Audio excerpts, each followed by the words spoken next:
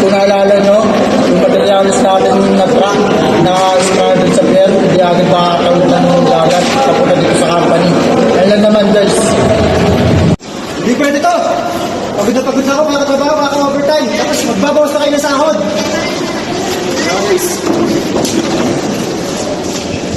Guys, hindi na pwede to. Re-resign na ako kinabukasan. Papasa na ako ng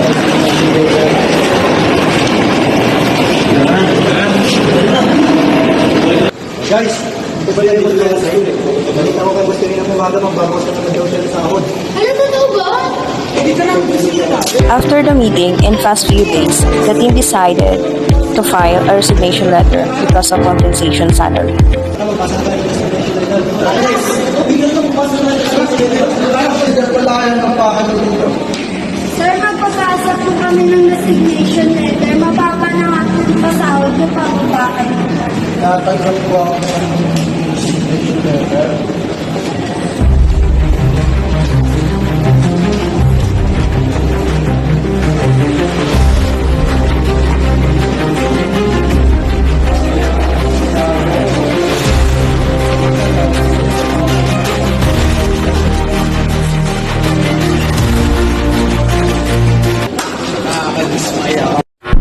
In this video shown the misunderstanding of employee and employer. To avoid this, communication is one of the solutions.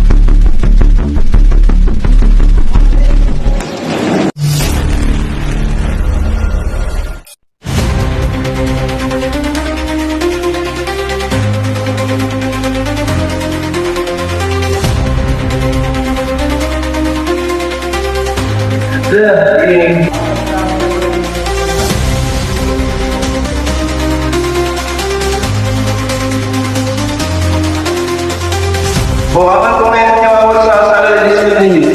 Opo, sir. Tulong ko namin mag-pay na tao. Malaki pa yung tao ng viewer sa family. Ganito kasi yan. Di ba na kasi ang market value ngayon, mga bagong ngayon. Kung na-hire kayo, iba ang rate nyo. Siyempre kung tayo mag-base, kung may Pero sir, years ko na nalaman ko. Parang naman ako ng gatong sweeto. hindi nyo wala yung rate yan. Loyalty is a reward. Kung hindi kayo masaya sa mga katao, baka na kayo ng pakukuha niya, ako na kayo ng malaki. Ikaw na, parang naman ako na nalaman ko. Siguro tayo. Pag nilin ako namin passion, kung wala, makakala ng tawa ng pagkakala. Pag-ibig na lang. Sana yun, pag-ibigyan ko muna kayo ng 1,000 na alawang for each month. Okay na ba yun? Sir, salary adjustment po yung hinihingi namin. Kung hindi niyo po mabibigay yung fair salary adjustment, pipilitan po kami kung magsasalori niyan. Sana po hindi na tayo mabot ng sir. Fine, sige, mag-aaralan ko yung proposal nyo. Pero hindi ako mangangako, okay? Sige po sir, salamat. Saan po namin yan? Hindi, salamat po. Ma'am Sergi, bigay mo sa HR, ito yung proposal nilang salary adjustment. Together with my recommendation, tanong mo na lang kung kaya na lang ako gumawa. Ito sir. Thank you.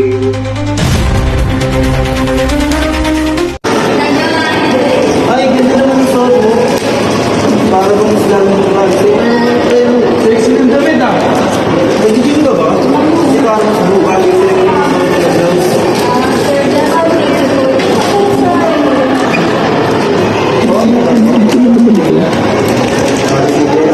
bukas may bigyan dinner ako. May bigyan dinner ako. Available ka ba? Salamat. Hindi ka kita.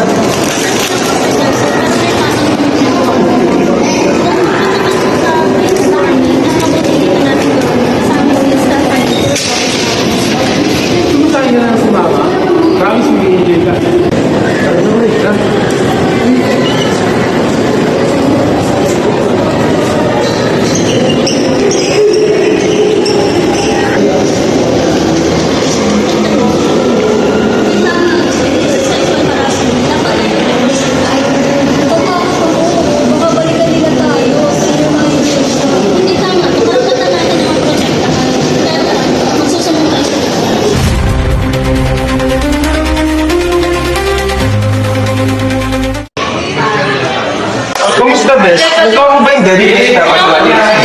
Di ba deadline is 5 p.m.? Oo naman.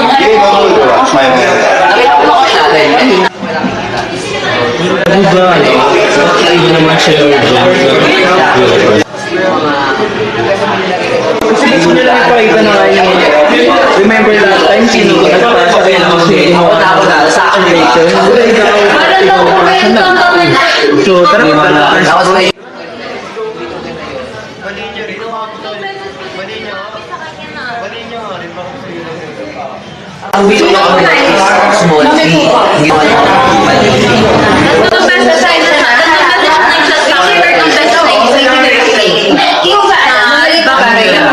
Paano mo makakadal sa malaking caption?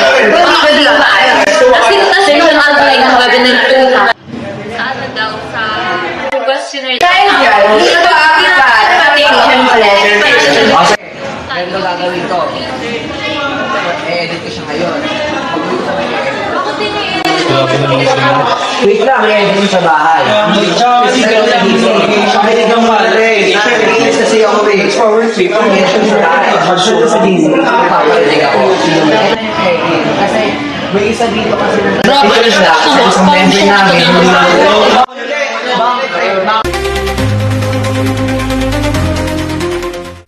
In a busy marketing office, the team is rushing to finish an important project due by the end of the week.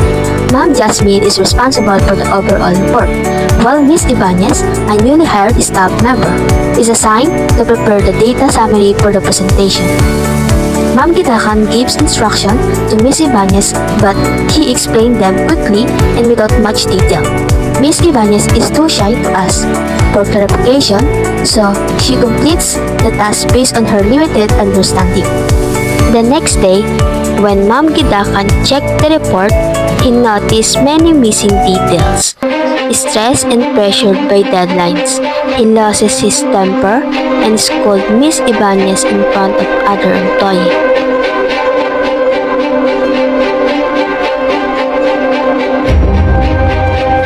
Miss Ibanez feels embarrassed and hurt. The team leader noticed the tension and the drop in morale. She called Ma'am Gidakan and Miss Ibanez into a meeting to resolve the conflict before it affected the whole team. And that's not professional. I'm sorry, Miss Ibanez. I didn't mean to embarrass you. Sorry, ma'am. Calm down. I will do it. And that's also my fault. I was not clear enough. Next time, I'll make sure to explain things step by step, and you can ask me anytime.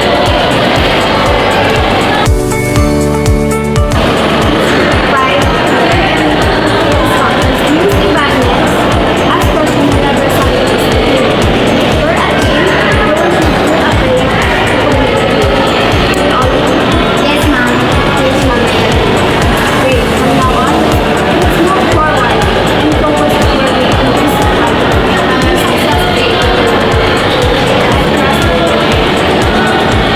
This scenario reminds us that effective communication is the key in any workplace. Clear instruction and the willingness to ask questions can prevent misunderstandings and ensure successful teamwork. kami ng resignation letter. Nandito kami para pumasa na sa resignation letter. Okay guys, sadya pala kayo. Sadya na dito.